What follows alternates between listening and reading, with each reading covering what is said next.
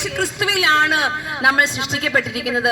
സ്നേഹമുള്ളവരെ, നമുക്ക് ഒറ്റ ലക്ഷ്യമേ ഉള്ളൂ. നമ്മുടെ ജീവിത ലക്ഷ്യം ദൈവത്തെ അറിയുക, ദൈവത്തെ അറിഞ്ഞ് ദൈവത്തെ നമ്മൾ സ്നേഹിക്കുക, ആ ദൈവത്തിന്റെ കൽപ്പന അനുസരിച്ച് നന്മ ചെയ്ത് ഈ ലോകത്ത് ജീവിക്കുക, മരിക്കുക, മരിച്ച് നിത്യജീവൻ പ്രാപിക്കുക. സ്നേഹമുള്ളവരെ, നമുക്ക് മരണമുണ്ട്, നമുക്ക് എല്ലാവർക്കും നിശ്ചയമായിട്ടുള്ള മരണമാണ്.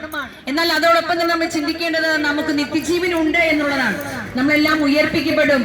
അതുകൊണ്ട് ദൈവത്തെ വിശ്വസിക്കുക, ഈ ഏകനാമത്തെ ഏറ്റുപറയുകയും ഈ ഏകനാമത്തെ വിശ്വസിക്കുകയും ഈ ഏകനാമമായ ദൈവത്തെ നമ്മൾ സ്നേഹിക്കുകയും ചെയ്യുമ്പോൾ സ്വർഗം നമുക്ക് പ്രാപ്തമാകും.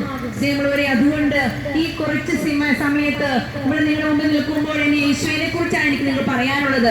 എന്റെ യേശുവാണ് എന്റെ രക്ഷ, എന്റെ ജീവിതത്തിന്റെ ഏക ലക്ഷ്യവും എന്റെ വിജയവും. ഈ ജീവിതം എന്റെ മുന്നോട്ട് പോകുമ്പോഴും എനിക്ക് നിങ്ങളുടെ സാക്ഷ്യപ്പെടുത്താനുള്ളത് എന്റെ ജീവിതത്തെ കുറിച്ച് തന്നെയാണ്.